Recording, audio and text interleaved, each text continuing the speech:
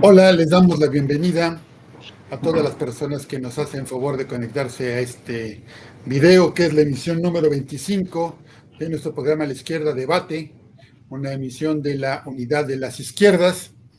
Este día vamos a hablar sobre la Organización de Cooperación de Shanghái y tenemos como coconductor al compañero Morgan Jacobson y como invitado especial al doctor Renato Valderrama.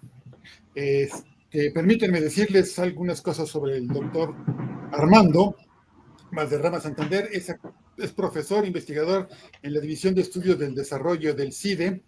Ha sido director ejecutivo del Instituto de Asia Pacífico del Sistema del Instituto Tecnológico de Estudios Superiores de Monterrey, del 2005 al 2008. Desde enero del 14 ha sido director de la Korea Foundation Global E-School, programa para América Latina, perteneciente al Ministerio de Asuntos Exteriores de la República de Corea. Asimismo, desde el 2013 ha sido director del KIMOB para México, perteneciente al al Ministerio de Empleo y Trabajo de la República de Corea. Fue profesor investigador en el Centro de Estudios sobre Norteamérica en la Universidad Fundan Shanghái, en la República Popular de China. También ha sido investigador invitado del Pudong Institute for United States Studies. Es licenciado en Relaciones Internacionales del ITES, maestro de estudios de Asia y África, especialista en estudios chinos del Centro de Estudios de Asia y África del Colegio de México, así como doctor en Ciencias Sociales, especialidad en Relaciones Internacionales del ITES. Entonces, como podrán todos haber visto y escuchado, pues de Asia, del mundo, pero sobre todo de Asia y de China, nuestro invitado pues sabe un montón. Decía que vamos a hablar sobre esta organización que para muchos es una especie de novedad, que apenas esta semana fue una notición que China y sus aliados se reunieron en un encuentro más de la OCS, perdón, y todo el mundo empezó a decir que es muy relevante, que el 40% de la población está representada, de la población mundial está representada en esta organización, que abarca casi entre el 20 y 25% del Producto Interno Bruto, y que viene siendo parte de un esfuerzo estratégico de China y otros países que ya es pues parece que de largo aliento, ¿no? Entonces, de esto va a versar más o menos nuestro programa. Vamos a darle primero la palabra a nuestro compañero Morgan y luego el compañero Renato. Morgan, por favor. Muchas gracias, Héctor. Buena tarde, audiencia. Un gusto compartir esta mesa con ustedes, doctor Renato. Pues efectivamente, los días 31 de agosto y 1 de septiembre se llevó a cabo una vez más un encuentro de esta Organización de Cooperación de Shanghái, que efectivamente se plantea como algo muy relevante dadas las circunstancias globales. Y bueno, nos gustaría empezar primero con qué pasó, ¿no? Que el doctor Renato nos cuente qué pasó, qué países integran esta organización, cuáles fueron los ejes sobre los cuales versó este encuentro y posteriormente que nos platique un poco del contexto histórico. Y no sé por qué se me apagó la cámara, ahorita veremos. En fin, doctor Renato, pues si puede comenzar planteándonos todo esto, qué es lo que sucedió en este encuentro de hace unos días.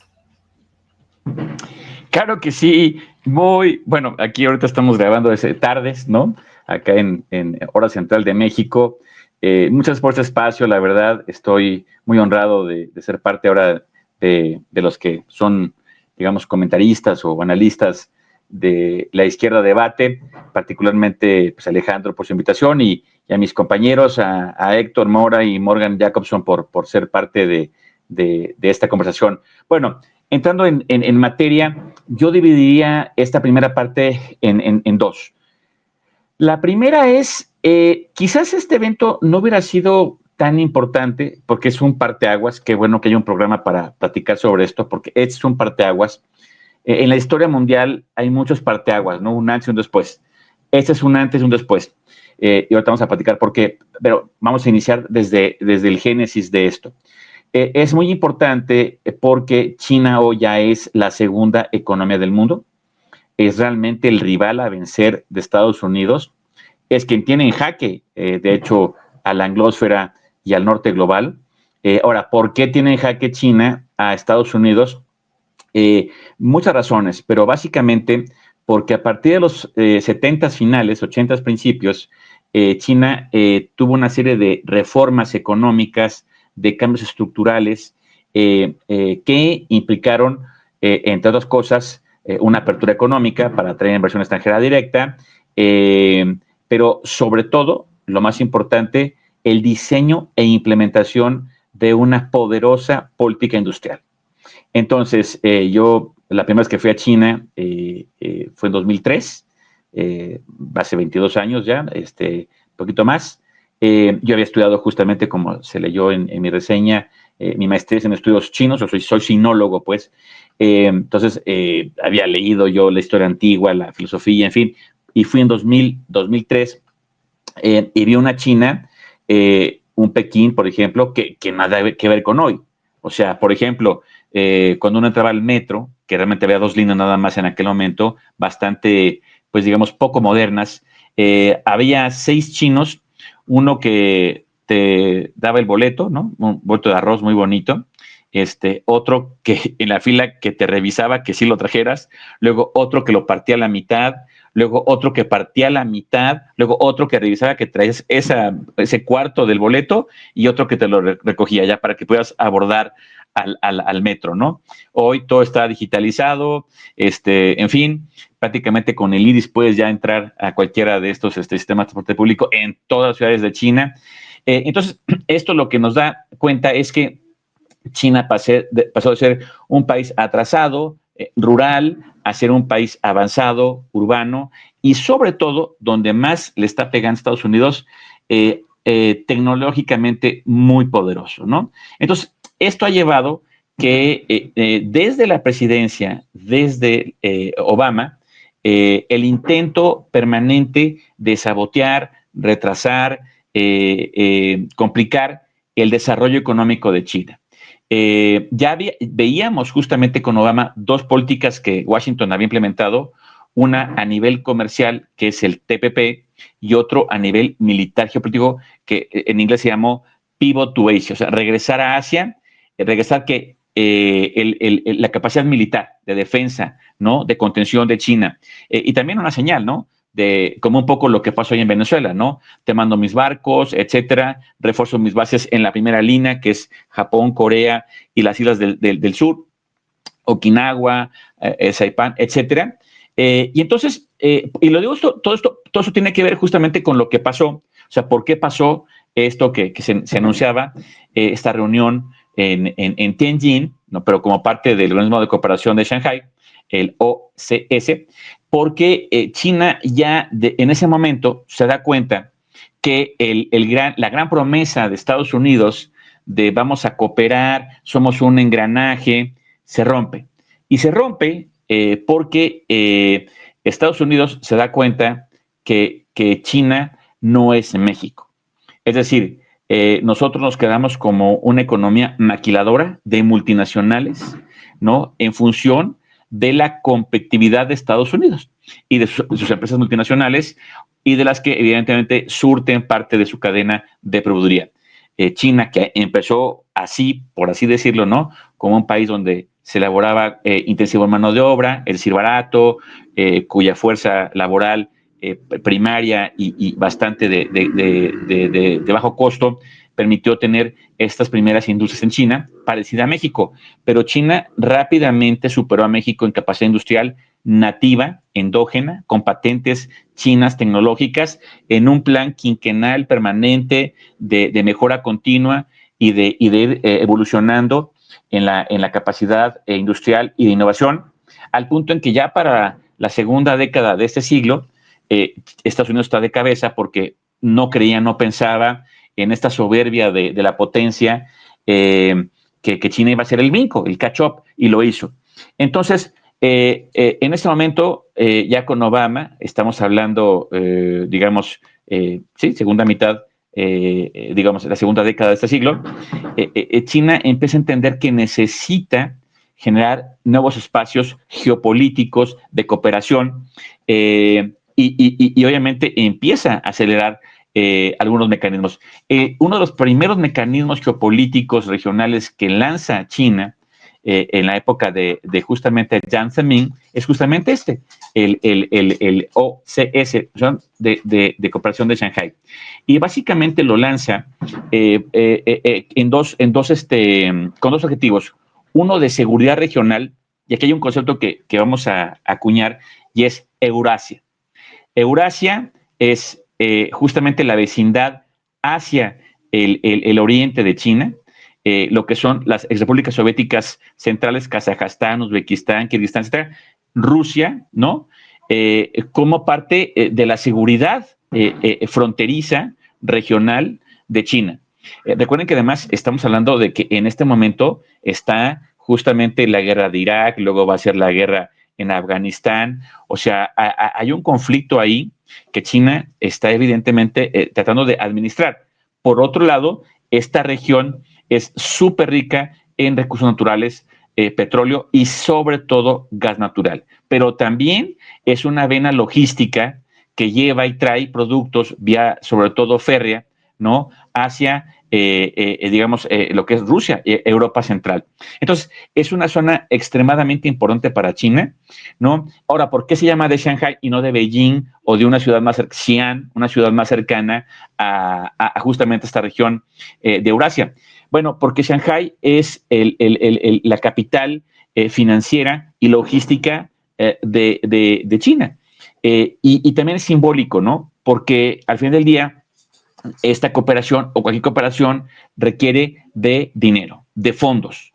Entonces, es evidente la importancia que tiene que ver la capacidad de China para poder también ser parte del financiamiento de proyectos, obviamente, de gas natural, de petróleo, y otro elemento que no se veía tan importante en aquella época, que es obviamente tierras raras, ¿no? La parte minera, que también es una zona rica en esto. Entonces, bueno, es esto, finalmente, ¿de qué estamos hablando hoy?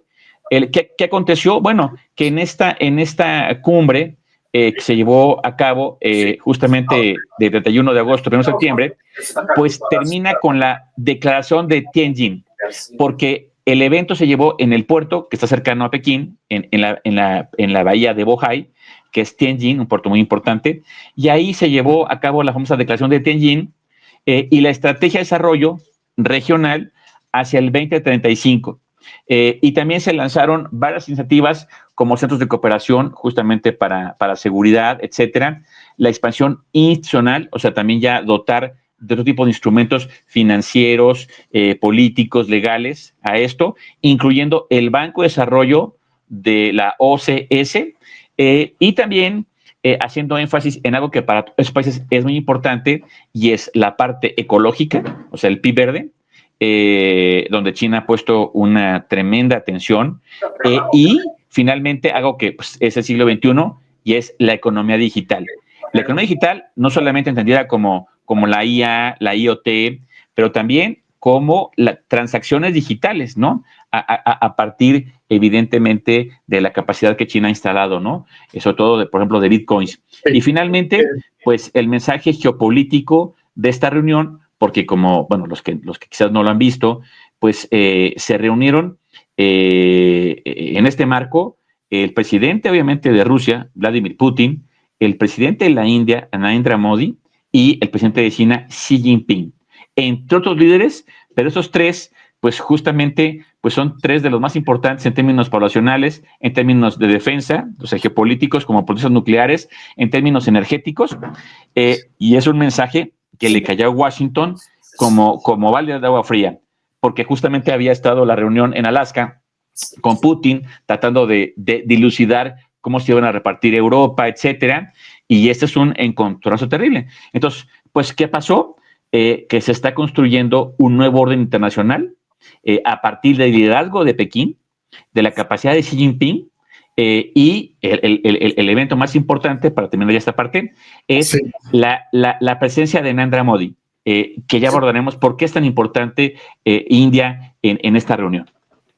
Ok, Renato, que es un panorama muy interesante que nos das y me lleva a recordar y recordarle al auditorio que durante una buena parte de estos años que China ha sido la revelación de la geopolítica y la economía, teníamos un poco la sensación como que era un esfuerzo individual, esto que mencionabas de la industria, las patentes, la mejora en la productividad y todo esto, pero que sin hacer tanto escándalo, o al menos sin que los medios occidentales le pusieran mucha atención, al mismo tiempo fue armando un espacio diplomático, un reforzamiento China, en el que por un lado forma esta organización para la cooperación de Shanghái y por otro lado posteriormente se forma que se conoce como BRICS, que vienen siendo una especie como de apoyos, aliados y colchón de China para enfrentar las agresiones de Occidente e incluso para tomar la ofensiva, que es lo que parece que está sucediendo en este momento. Esta parte de que ha crecido la organización de cooperación de Shanghái con la incorporación de la India, perdón, se me fue si era Turquía también, o cuál es los otros dos países, convierte la organización no solo en las cifras que decíamos al principio, sino prácticamente en la dueña, por decirlo de una manera un poco burda, de todo Asia. Y la respuesta de Donald Trump fue a su estilo, grosero y vulgar, que le manda una felicitación al presidente de China y le dice que mientras él está conspirando contra los Estados Unidos, como si lo que estuvieran discutiendo en esta reunión de países tan poderosos solamente pudiera ser referido a la relevancia o no del imperio en decadencia. Entonces, creo que vamos empezando muy fuerte y creo que deberíamos escuchar un poquito lo que nos puede aportar ahorita, comentar Morgan, para que nuevamente Renato nos desarrolle más, ¿no? Sobre la importancia de esta reunión y lo que viene hacia adelante. Efectivamente, pues es todo un escenario clave en pues ya un cuarto de siglo, ¿no? Donde se están construyendo pues un bloque en Eurasia, que también, como comentan, pues varios de los miembros pues encabezan también a los BRICS, y bueno, es parte de la disputa de un mundo multipolar. Y bueno, a mí me gustaría pues que nos comente el doctor Renato los proyectos específicos que ya comentó en gran medida, que tienen que ver con temas de energía verde, tienen que ver con conectividad, con desarrollo de infraestructura. Está la propuesta de este banco de desarrollo, pero ¿cómo va a operar todo esto? ¿Cómo se plantea y cómo se vincula incluso con la iniciativa de la nueva ruta de la seda, o la franja y la ruta, como se conoce realmente? ¿Cómo se integra este plan que se dio en esta cumbre con las otras iniciativas y con pues esta disputa en un mundo multipolar, ¿no? Sobre todo en materia económica? Perdón, antes de que intervengas, Renato, quisiera plantear, a ver si sirve para que enriquezcas todavía más, este contraste que estamos viviendo, ¿no? Mientras Estados Unidos se relaciona con los países amenazando militarmente y imponiendo sanciones económicas y aranceles, a Rusia le tienen cientos de sanciones económicas y otros países también, además de los aranceles. Mientras eso sucede de este lado y Europa se derechiza de una manera patológica, los grupos, los países que se juntan con China o que se están aliando con China y Rusia en parte, lo que le proponen a los países como relaciones cofinanciamiento, transferencia de tecnología, ciertos niveles de apoyo, incluso hasta te vamos a hacer el paro armamentísticamente, como lo hace Rusia en África. Es decir, en este contexto de esas dos estrategias, que nos pudieras dar una pista que nos aclare lo que ya nos empezabas a decir de la importancia económica y de desarrollo, porque es una especie de invitación de China: el que se junte conmigo sí se va a desarrollar y va a estar protegido, y el que se junte con los gringos lo van a tratar a patadas, ¿no? Buenísimo. Muchas gracias por sus preguntas, buenísimas. Bueno, yo creo que aquí habría que dividir entonces en tres partes. La primera, pues, es esta, ¿no? La OCS, ¿no? Luego tiene que ver la iniciativa de la Franja y la Ruta, ¿no? Muy bien, como dice Morgan. Y luego los BRICS, ¿no? Bueno, no necesariamente el 2 y 3, pero sí esos tres grandes, ¿no? Instrumentos de geopolítica y economía de China. Bueno, de entrada, totalmente de acuerdo. El problema de fondo, como ha pasado en la historia, digamos, por lo menos moderna del mundo, es que las potencias que son hegemónicas, y en este caso Estados Unidos, cuando están, digamos, en la verja, ¿no? Ya en esta franja de tener que ceder la primacía, la hegemonía a otra potencia, pues es donde viene el conflicto, ¿no? Y eso es lo que además hoy premia en Washington la famosa trampa de Tucídides, ¿no? De hecho, hay un libro de Graham Allison que en ese estudio que hace de varios casos históricos, pues, digamos, un poco el diagnóstico es inevitablemente esta emergencia, surgimiento de China va a acabar en una guerra con Washington, porque Washington percibe, desde una percepción occidental, digamos, grecolatina, etcétera, de que es un juego suma cero. O sea, lo que China avanza es algo que resta de Estados Unidos, y sobre todo no solamente en temas económicos, sino de seguridad, ¿no? Entonces esto pues es lo que hoy priva, y en gran parte es lo que llevó a Trump a volver a gobernar, ¿no? Esta percepción con datos duros, ¿no?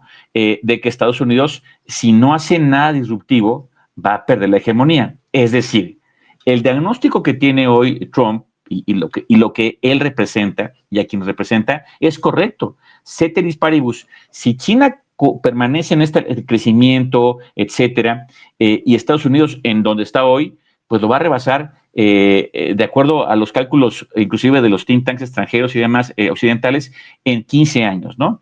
Entonces, claro, llega Trump, segunda ocasión, ya en la primera ya había lanzado dardos envenenados, en la segunda está con todo, y es correcto. O sea, es correcto. ¿En qué sentido? En que de no hacer nada disruptivo, Estados Unidos va a perder la hegemonía. Pero lo que yo creo es que además prácticamente ya haga lo que haga Estados Unidos, no va a evitar que China y la región de Asia, incluyendo el sur de Asia con la India, va a reemplazar la hegemonía occidental, grecolatina, judio-cristiana. O sea, eso va a pasar, salvo que le aprieten al botón y ahí ya nadie va a ganar, que es ya de son nuclear, o que llegue Thanos o los aliens, o sea, una cuestión así fuera de radar, porque eso va a pasar. Entonces, en ese sentido, aquí hay una diferencia entre lo que es la OCS y los BRICS, porque la OCS es una intención doméstica de China y subregional en temas coyunturales de ese momento de seguridad, pero también aprovechando pues la capacidad que ya mencioné, energética, no de la región. El BRICS, que nace un poquito después, la OCS nace en 2001, ¿no? Y el BRICS es un acrónimo que justamente un economista británico va a, digamos, a explorar, señalando que ahora algunas economías de lo que hoy llamamos el sur global, si siguen creciendo a ese nivel, van a reemplazar la capacidad económica que hoy tiene, que en algún momento tenía el G7, ¿no? Las economías todopoderosas. Pero en esta idea, desde Occidente era, bueno, esas economías, China, Brasil, India, Rusia, luego se va a integrar Sudáfrica, van a estar en función del sistema que hemos creado y del orden internacional que hemos creado, ¿no? Y desde un inicio prácticamente, ¿no? Con actores diferentes de estos países, salvo Lula, ¿no? Dijeron, no. A ver, sí, qué bueno que ustedes nos están llamando, ¿no? A la fiesta, pero no va a ser a su fiesta, va a ser a una nueva fiesta que estamos creando, ¿no? Porque efectivamente nos hemos dado cuenta que sumado nuestras poblaciones, nuestras capacidades, nuestras condiciones y nuestras economías, sí van a superarlos. Y evidentemente la cosa se pone peor para Occidente, Estados Unidos, cuando pues, el conflicto obviamente con Ucrania, cuando Trump en su primera presidencia lanza esta guerra arancelaria y empieza también Europa a tomar parte. Y entonces el BRICS se convierte ya además o intenta convertirse en un contrabalance de la hegemonía dominante. Claro, luego si quieren entramos en detalle o en los retos que tiene BRICS, porque efectivamente pues no es uniforme, sí hay unas disparidades entre la economía, por ejemplo, brasileña y la china, o la sudafricana y la rusa, en fin, pero sin importar esto, es la señal, digamos, la semiótica que hay detrás de BRICS, que es muy importante, ¿no? Bueno. A ver, perdón. Sí, adelante, sí, claro. Es que hace rato en la intervención anterior y luego que te interrumpí, nos habías prometido que nos ibas a decir de por qué era tan importante la incorporación de la India a la OCS, claro, y por supuesto de su participación en el BRICS. Y te interrumpí porque llama tanto la atención el caso de China y el conflicto con Rusia que luego se descuida mucho en la información y en los debates el papel de la India, que el propio Donald Trump acaba de decir. Creo que ya los perdimos, ¿no? Claro, no, muchas gracias, Héctor. Claro, vamos a meter ahora el componente de la India, una microcápsula histórica. Lo que hoy es la India, este subcontinente, ¿no? Que de hecho su distancia iría de la parte más septentrional del sur a la parte más al norte. Es como si tuviéramos desde Brasil, donde arranca, hasta Washington, D.C. O sea, ese es el tamaño de la India. Históricamente ha sido una potencia cultural, etcétera. Tristemente, pues fue parte, la gran colonia del Imperio Británico, el Raj británico, hasta el 48 del siglo pasado.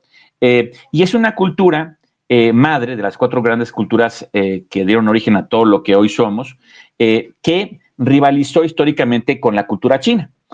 Claro, la fortuna de tener los Himalaya, ¿no? Ahí está esta cordillera gigantesca con el K2 y el Everest, hizo que realmente el contacto fuera por terceros, o sea, por la ruta de la seda antigua, ¿no? Que llevó justamente el budismo a China, o marítima, ¿no? La ruta marítima, que pasó por Malaca hasta llegar a lo que hoy es Yunnan y sobre todo lo que hoy es Cantón, ¿no? Entonces, bueno, estos 2 pueblos crecieron, históricamente son muy diferentes, son súper diferentes, o sea, es a nivel idiomático, lingüístico, étnico.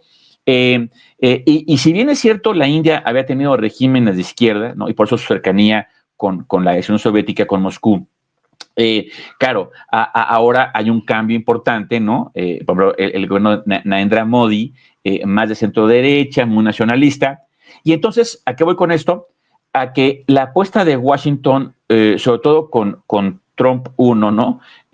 Inclusive con Biden, pero ahora con Trump 2, de hecho se creó el Quad, QAD, que es crear otro espacio. O sea, esto es una lucha geopolítica subregional interesantísima, porque, bueno, tú tienes la OCS, tú tienes el BRICS, tú tienes la ruta de la seda. Bueno, pues lo que yo voy a hacer es crear otra línea de defensa, ¿no? Y contención que va desde Japón.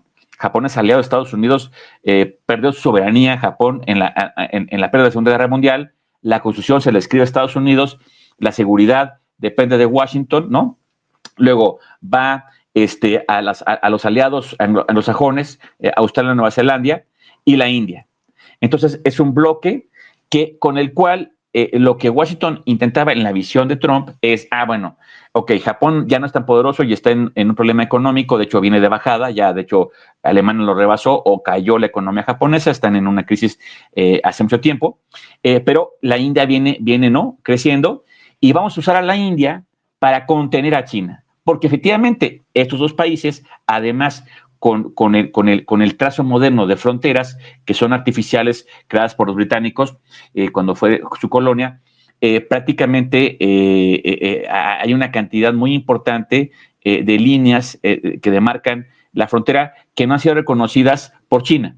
De hecho, hubo un conflicto en los 60, 61, le llaman guerra, pero fue un conflicto fronterizo, y siempre ha habido una tensión. Y la otra parte es que mientras que Nueva Delhi era el eje con Moscú, Pekín, su eje fue con Islamabad, con Pakistán. O sea, Pakistán es un aliado estratégico histórico de Pekín. Entonces era el eje India-la URSS, el eje China-Pekín, perdón, Pakistán.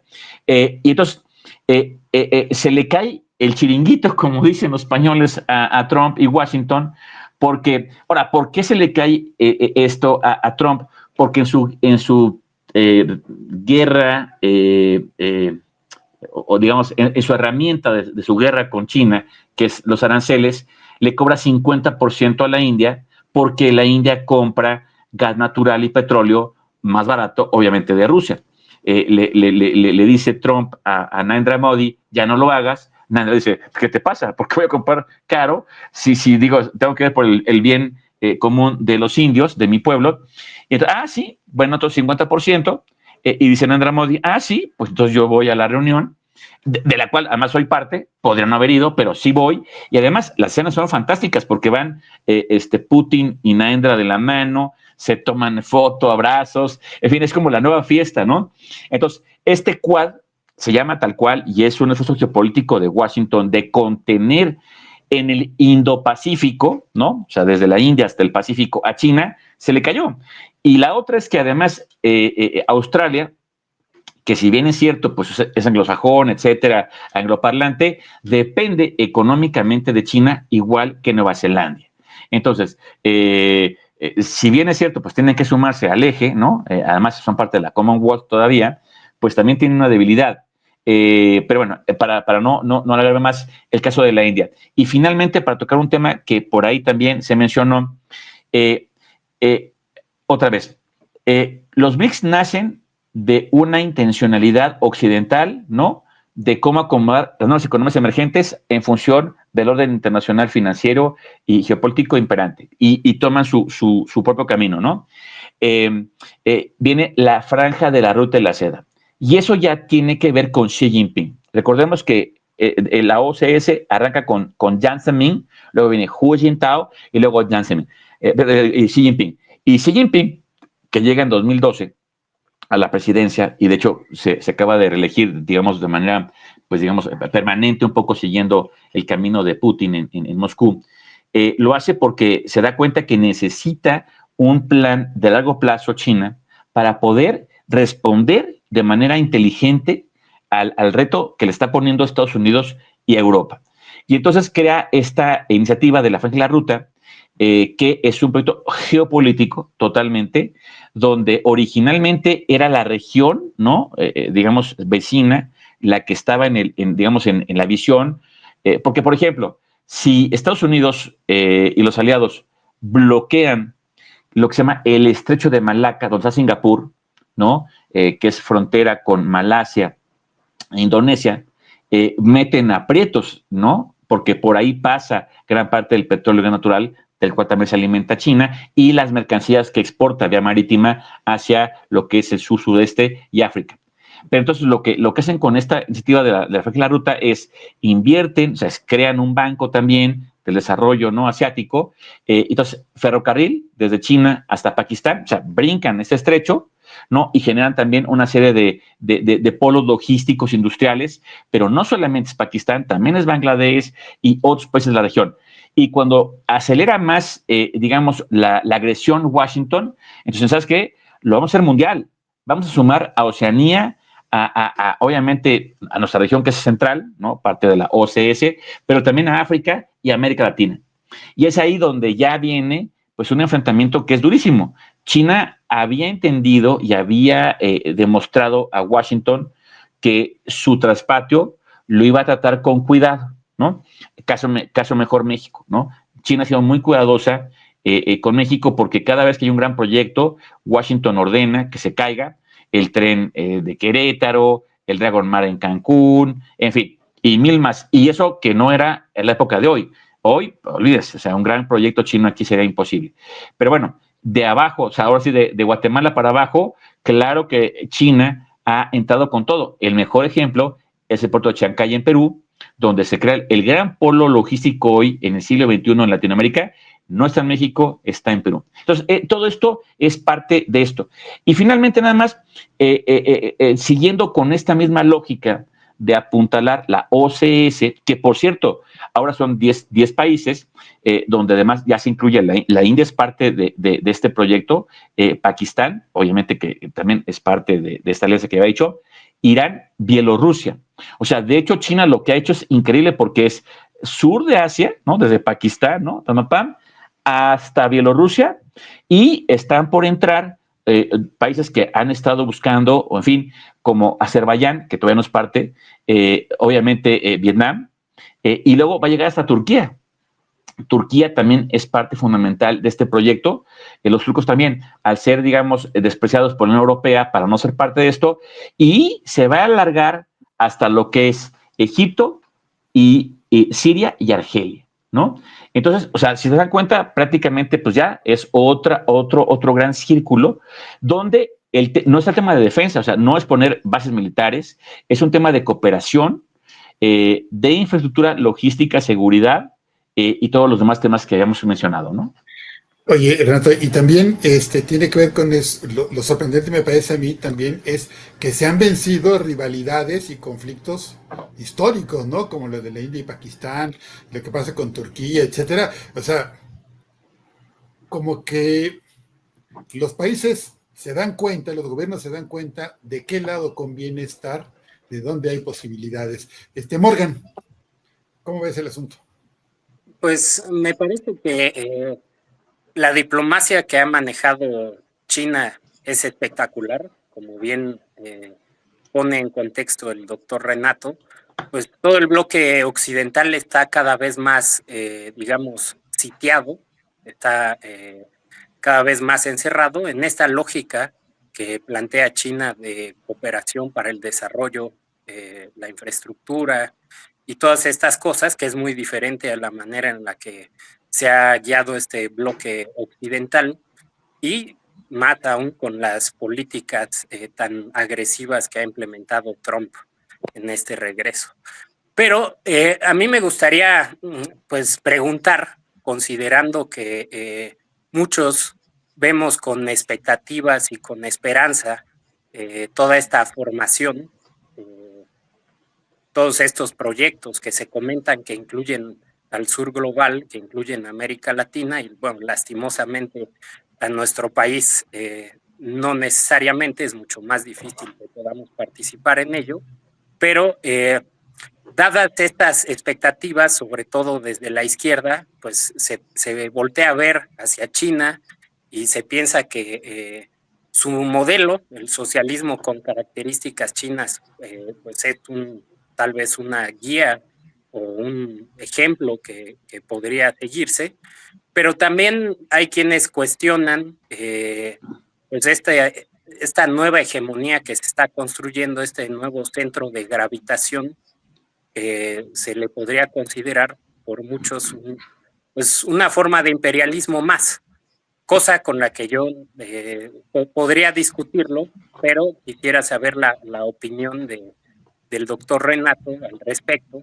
Y esta influencia geopolítica que ejerce China cada día más será equiparable a la que ha ejercido el imperialismo estadounidense y, bueno, anglosajón en general, y sobre todo que en las últimas décadas del periodo neoliberal pues se han convertido en sirvientes del gran capital transnacional, ¿no? Entonces, en esta configuración global, ¿usted cómo lee a China, ¿no? ¿Cómo lee este bloque que se está conformando, inclusive con los BRICS? Y pues si resulta igual que lo que hemos tenido previamente, los imperialismos anteriores, o usted considera que es distinto? Claro, qué buenas preguntas también, y sobre todo esta última que nos obliga a debatir, ¿no?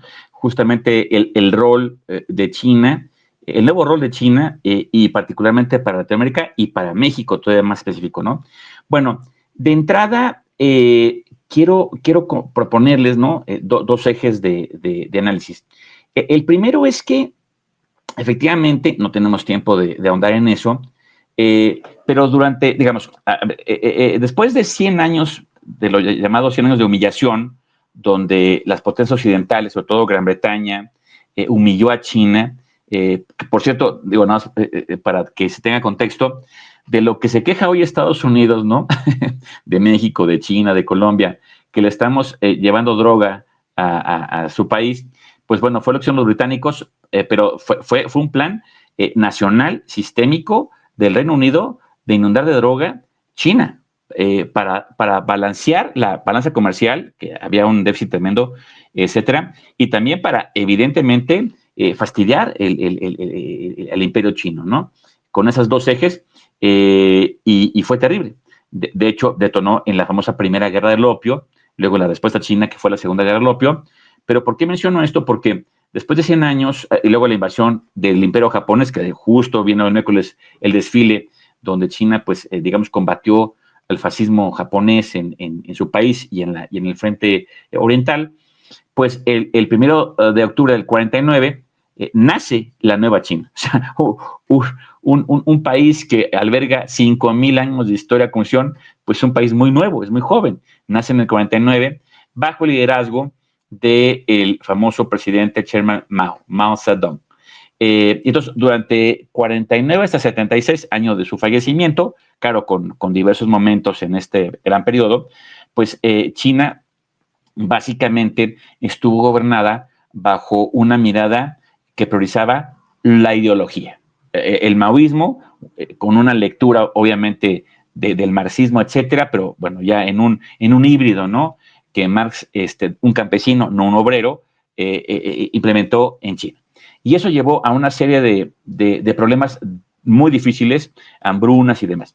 Llega dentro del Partido Comunista Chino una nueva élite encabezada por un comunista que es Deng Xiaoping, que intenta llevar, el objetivo de llevar a China a ser un país comunista, que no perdamos de vista esto, sobre todo la audiencia, pero a partir de otro método que es evidentemente por ejemplo, el que haya propiedad privada, que no había antes, reformas económicas que permiten evidentemente generar una economía de mercado, ¿no? Etcétera.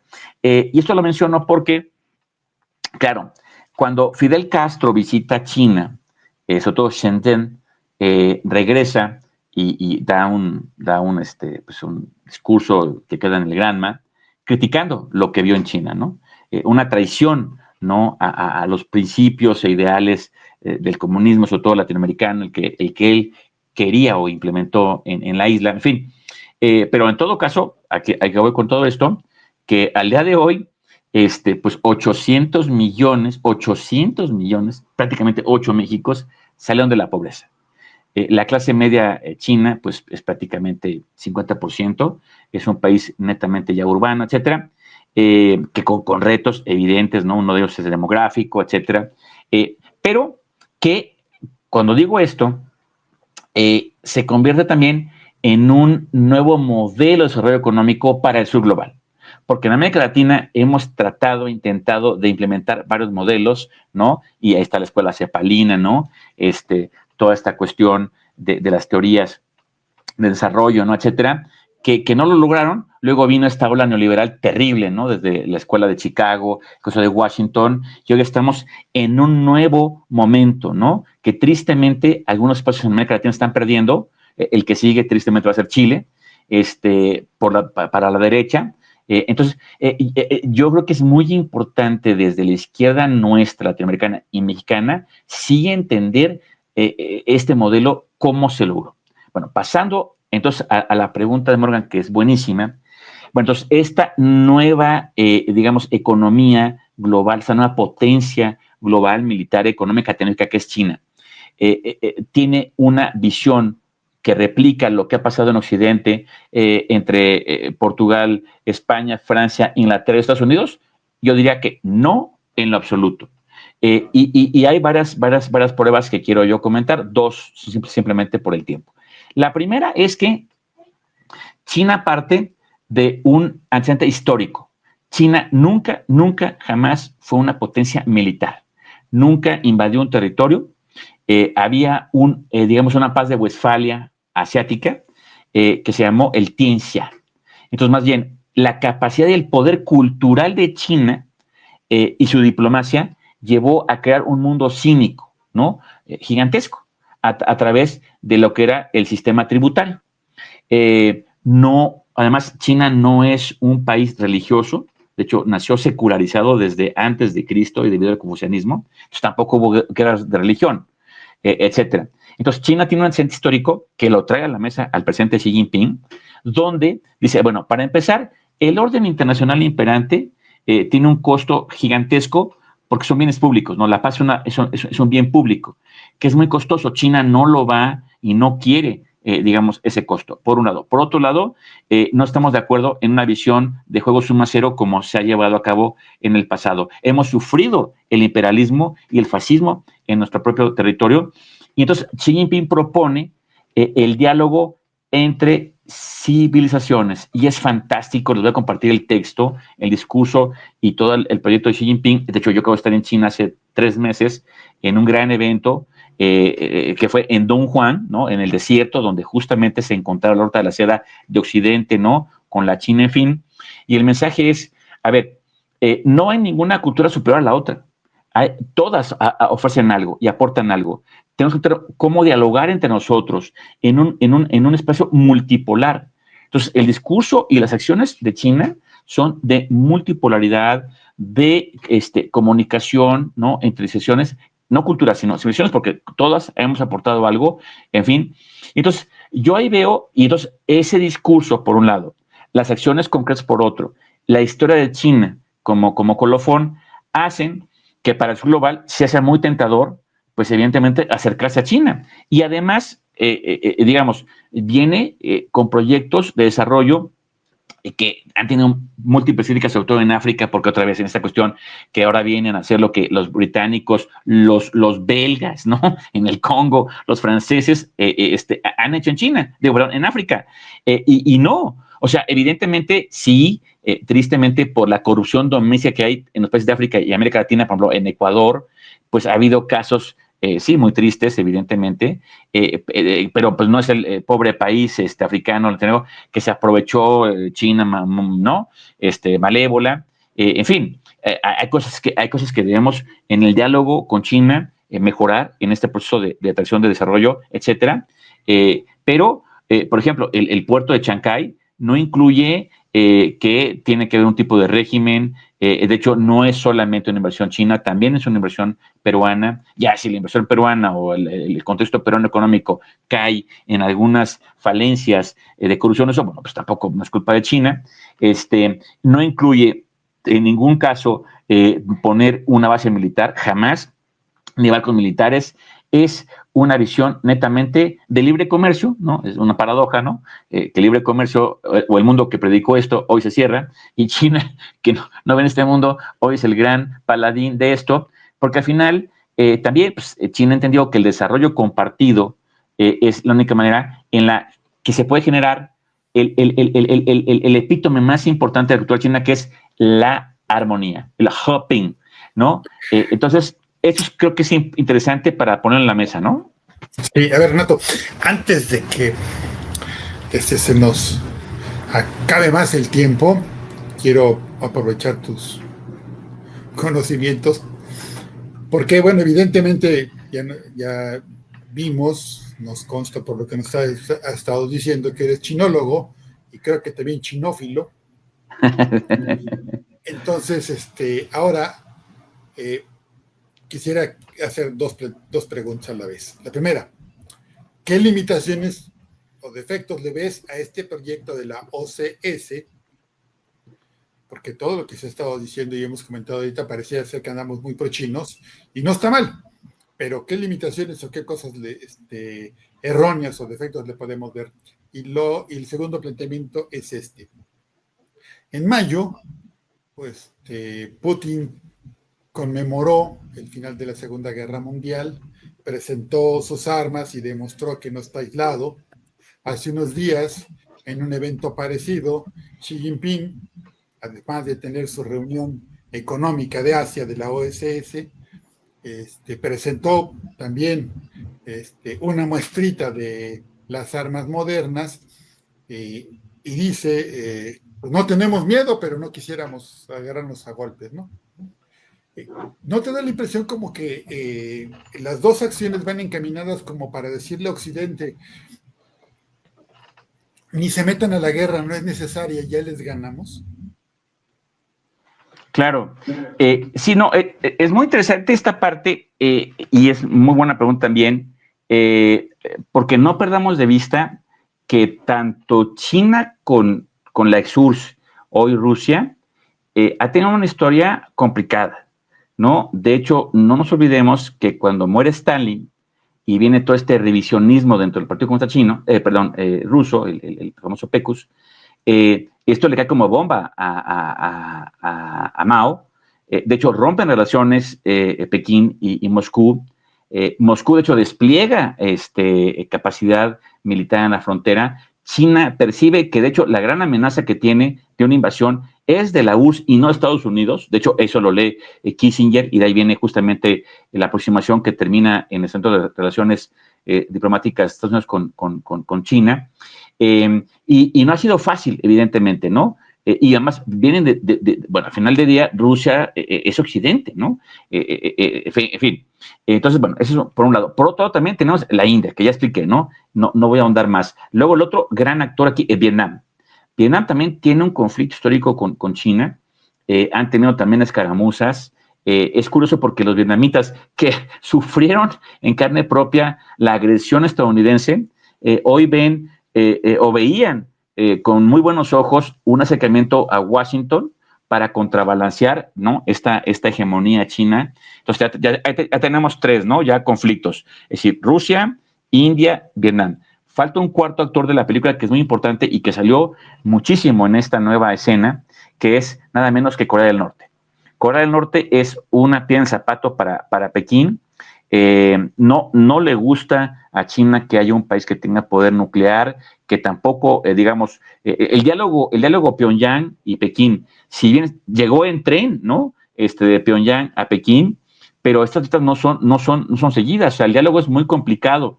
Entonces, otro país que además desestabiliza, ¿no? La armonía que China busca tener sobre todo en su área más cercana, que es la fronteriza, ¿no? O sea, llevamos ya 4. Entonces, ¿a qué voy con esto?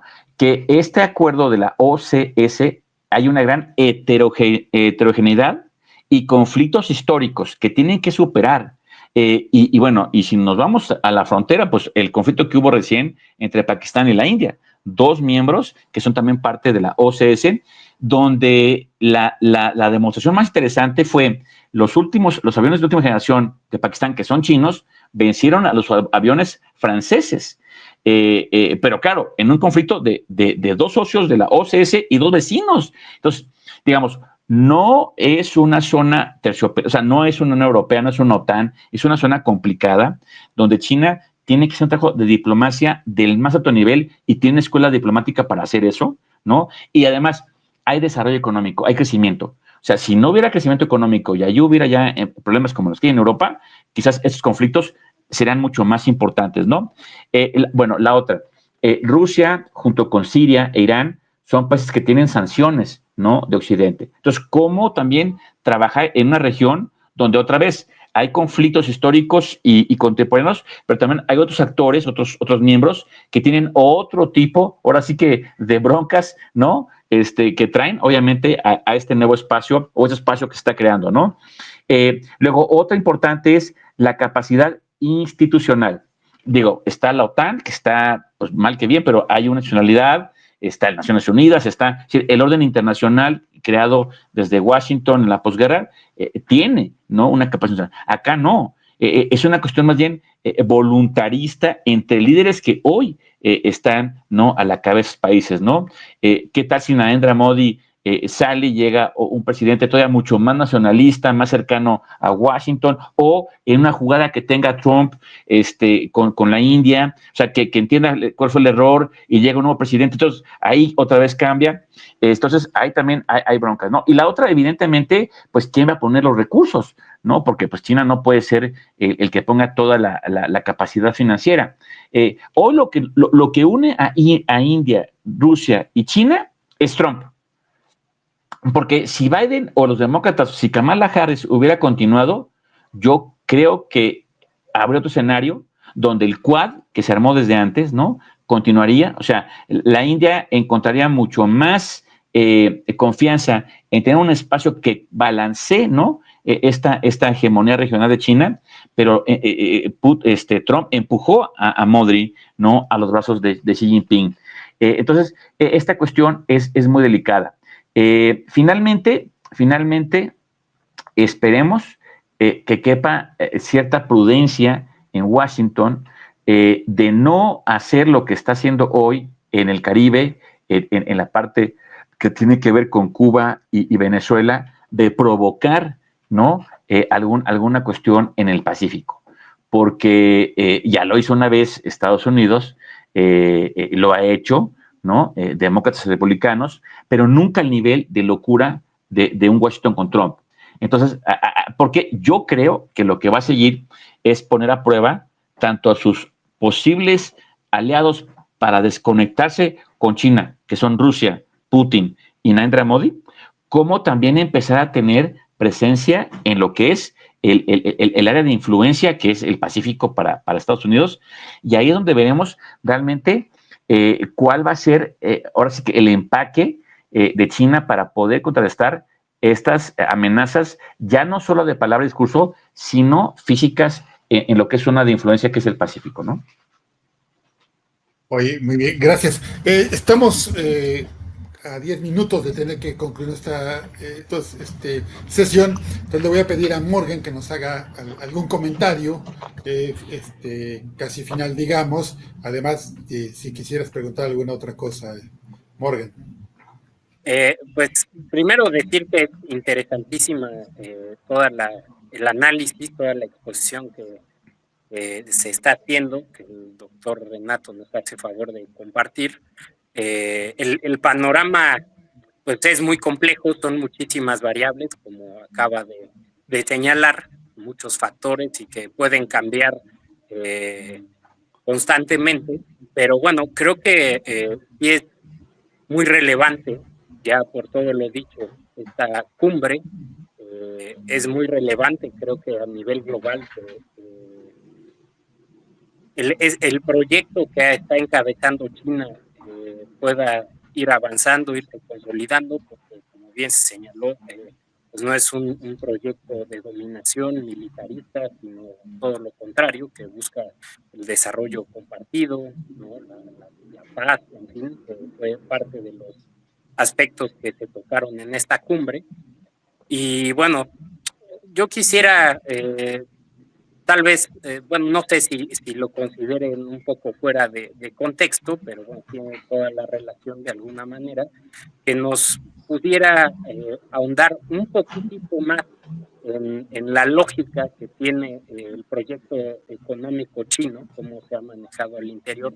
Ellos le llaman socialismo con características chinas, y que está esta frase legendaria de Deng Xiaoping, precisamente, de que el mercado es un buen esclavo pero un mal amo, ¿no? Y que, bueno, se ha basado todo su desarrollo en la modernización a partir del desarrollo industrial, en la productividad, en fin. Y también, pues, si ve alguna posibilidad, doctor, de que nuestro país pudiera de alguna manera emular este tipo de proyecto, de modelo económico, e incluso de profundizar en las relaciones con China a pesar de tener al vecino del norte. Qué buena pregunta. Justo escribí un artículo para la Cámara de Diputados en un evento que organizó entre la Cámara de Diputados y la Facultad de Economía de la UNAM, donde yo, digamos, soy un partidario ferviente de que si bien hoy por razones de vecindad y geopolíticas, México debe de mantener una distancia, digamos, importante con Pekín, en términos comerciales, de proyectos, etcétera, lo que sí no podemos darnos el lujo es de no estudiar, ¿no?, qué podemos emular del modelo económico chino. Y junto con eso, qué sí podemos hacer en cuanto a cooperación y colaboración a nivel académico, científico y ¿por qué no?, de proyectos específicos de desarrollo, ¿no? Por ejemplo, el Plan México, que es el título de ese artículo que escribo yo ahí, el Plan México, como está planteado por nuestra presidenta, no se puede llevar a cabo sin China, porque China tiene China hace mucho tiempo creó un Plan México, ¿no? Que es corredores industriales por el desarrollo, que son las zonas económicas especiales y tecnológicas. O sea, el modelo más acabado de lo que la presidenta quiere hacer, China lo llevó a cabo hace tiempo y es el mejor ejemplo a seguir. Entonces, hay que estudiarlo y que de ahí debemos no copiar y pegar, pero sí, ¿no?, traer a nuestro propio espacio. La otra, pues que tiene hoy el capital para invertir y el conocimiento, pues son los chinos. Y te repito, el caso de Chancay en Perú es el mejor ejemplo en la región, pero hay otros que son impresionantes. Entonces, creo que es un error meter en una sola canasta China sí o China no. No, espérame, ¿qué de China sí y qué de China no? Eso es por esa parte, ¿no? Ahora, por otro lado, yo creo que también en México, como decía un ex embajador, estamos muy norteados y muy desorientados, y es una pena tanto a nivel académica como a nivel gubernamental y a nivel empresarial. Y ahora nos damos cuenta muy tarde que esto fue un error, ¿no? Hoy tenemos ahora sí que nuestros huevos en una sola canasta, y una canasta que además da toque si quieres, ¿no?, ir por el producto. Y ahora queremos diversificar, ¿no? Y obviamente la región que más consume, solo después de Estados Unidos, es Asia, y va además creciendo, ¿no? Tanto de agroindustria como de todo lo que América Latina pues produce y exporta. En ese sentido, otro tema que quiero traer a la mesa es que para colmo de malas, los que hoy en este país toman decisiones, sector público, federal, estatal, municipal, sector académico y empresarial, no conocen Asia a profundidad. Es decir, no tenemos hoy un gobernador, alcalde, etcétera, que hable japonés, chino o que haya estudiado ya su posgrado. No tenemos eso. Es más, yo creo que 3, digo, y exprimiendo el limón a todo. Y sí tenemos muchos que han estudiado en Estados Unidos y además, digo que bueno, pero pues al final traen chips y demás, o esta europafilia, ¿no?, etcétera, que también es fantástica, pero que también venimos, obviamente, con un colonizaje intelectual, ¿no? Entonces, bueno, es un otro. ¿Qué pasa con África? ¿Qué pasa con el sur de Asia? ¿Y qué pasa con esta región de la OCS? O sea, Kazajstán, Kirguistán, Uzbekistán. Sus élites hoy estudian en China.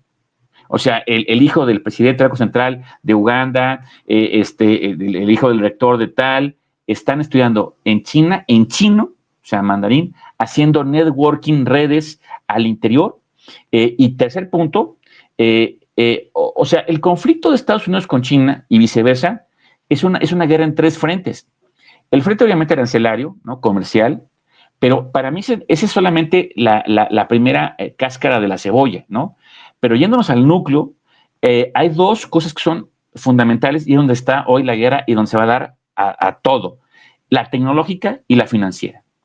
Porque el único resquicio que le queda a Washington para seguir mangoneando, intentar hacerlo, es el dólar, su capacidad financiera, Wall Street, ¿no? Y eso es justamente lo que intenta hacer el BRICS y la OCS, que las transferencias se hagan ya en yuanes. De hecho, ya Nigeria acaba de pasar su deuda de dólares a renminbis, y además va a pedir a China préstamos en renminbis. El renminbi digital, que es parte también de la ruta de la seda. En fin, la parte financiera es una frontera durísima. Y la otra, la tecnológica. En el CIDE, y los invito, está en el canal de YouTube del CIDE abierto, un seminario de 10 sesiones, de 10 mesas, donde discutimos la nueva gran política industrial china que se llama Hecho en China 2025, Made in China 2025, donde China está poniendo todo al asador para dominar en 10 grandes sectores industriales, arrancando evidentemente por la inteligencia artificial, pero la aeroespacial, la naviera, etcétera. Y en esas 10 sesiones, de hecho, el próximo jueves a las 11 tenemos la última, que tiene que ver con el equipo eléctrico y la parte de energía. China está haciendo pedazos la tecnología occidental. Y ojo, este proyecto tiene 3, deadlines, ¿no? Arrancó en el 2015, en el 25 son 10 años de evaluación. Luego sigue 35 y 49. En 49 la meta es que China se convierta en la gran superpotencia tecnológica a nivel mundial en los sectores más importantes del siglo XXI. Y eso es lo que tiene justamente de cabeza Washington, tiene de cabeza la Unión Europea, por eso no le quedó otra a von der Leyen y la Unión Europea decirle a Washington que sí, porque hoy Volkswagen y toda la industria alemana está de cabeza, la industria eléctrica electrónica ya no existe, abandonaron la política industrial, se quedaron en las finanzas y además en un estado del bienestar fantástico, pero a costa de su global. Y China le puso alto a esto. Y eso es evidentemente donde está la red de conflicto y es muy, muy complicado. Híjole, pues qué interesante, nos quedan muchos temas, muchas cosas para abordar, pero el tiempo por esta sesión se nos ha agotado. Le agradecemos mucho a Morgan Jacobson, por supuesto al doctor Renato, su compañía, sus opiniones, sus impresiones. Yo soy Héctor Mora. Nos despedimos de toda la audiencia que se ha conectado con nosotros. Les pedimos que compartan este video, que inviten a sus cuates, que hagan la tarea que nos dejó el doctor Valderrama ahorita de que veamos los videos que están ahí en el canal del CIDE para informarnos y exigirles a nuestros gobernantes que aprendan ese huecote que no tenemos, que casi todos tenemos, que es conocer de Asia y en particular en este momento pues de China, que es urgente entenderlo, ya nos guste o no, pues es otro boleto. Entonces, pues otra vez a los dos, muchas gracias a la audiencia y nos vemos el próximo martes para el número 26 de esta emisión. Gracias. Muchas gracias, hasta luego, un gusto de veras.